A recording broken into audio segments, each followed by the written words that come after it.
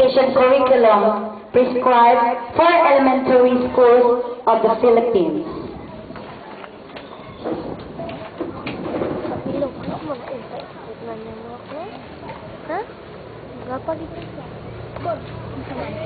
Ma'am, with the power vested in me as elementary school principal one of this school, I have the honor to present to you the candidates for graduation, of which, how many boys? 22 are males and 25 are females. A total of 47 who have satisfactorily completed the requirements of the basic education curriculum for school year 2011-2012. In my capacity as the district supervisor of Tukuran West District, representing our schools division superintendent, Madam Ms. Menda Serrato, knowing the fact that you have satisfactorily completed the requirements for the basic education curriculum, I hereby accept and confirm you graduates of Kamanga Elementary School, batch 2011-2012. Congratulations to all of you. You may now take your seats. First and foremost, I would like to express my heartfelt thanks to all of you. Department of Education, Region 9, Zamboanga Peninsula, Division of Zamboanga del Sur, Kamanga Elementary School. This certifies that J.S. Ardita has satisfactorily completed the requirements for graduation in accordance with the basic education curriculum prescribed for elementary schools of the Republic of the Philippines and is therefore awarded this certificate. Signed at Kamanga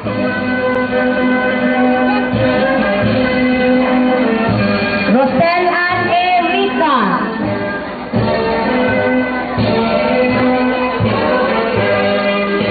Juliet R. Centina,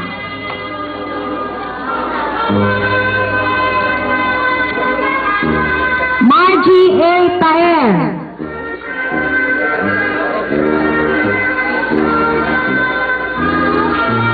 Honey Chris O. Tan,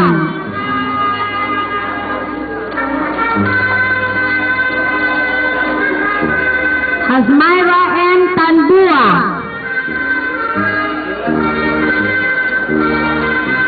and Maria Villa P. Villamero. Congratulations, graduates.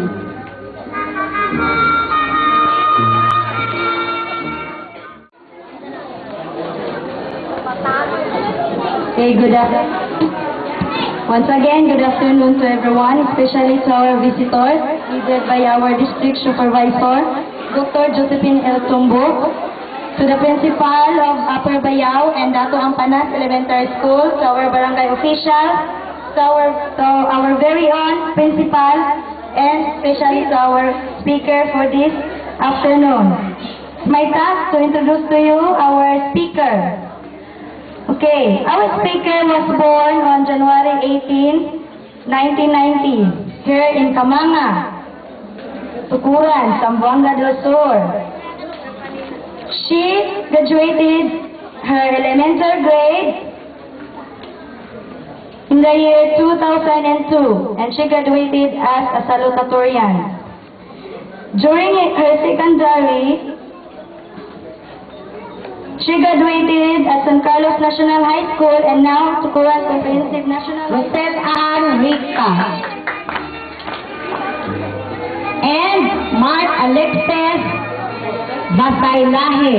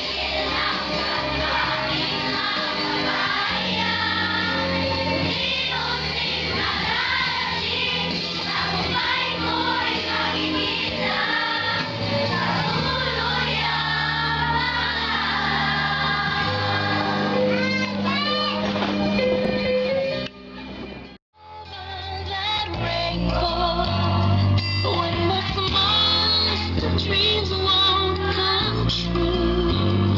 I can't take all the badness the world has to give, but I won't last a day without you. So many times when the city seems to be without a lonely face, a lonely place.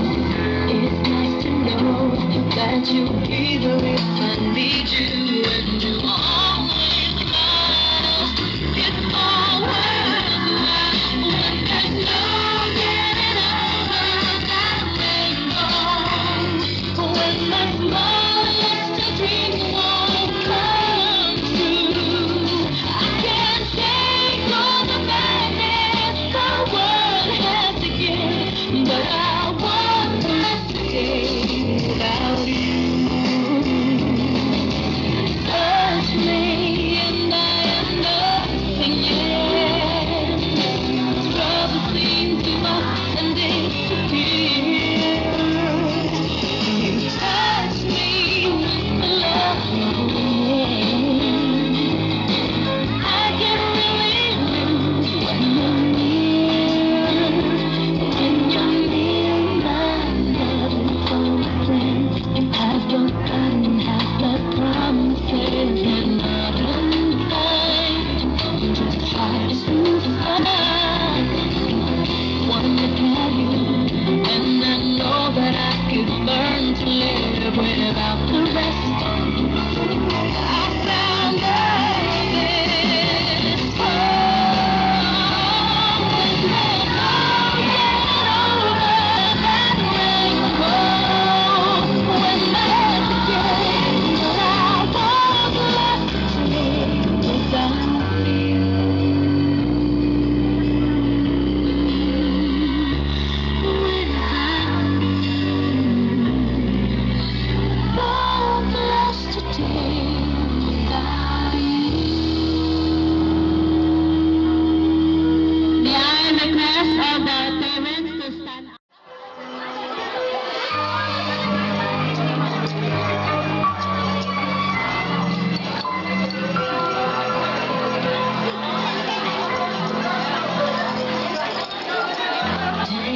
You can reach your parents, children.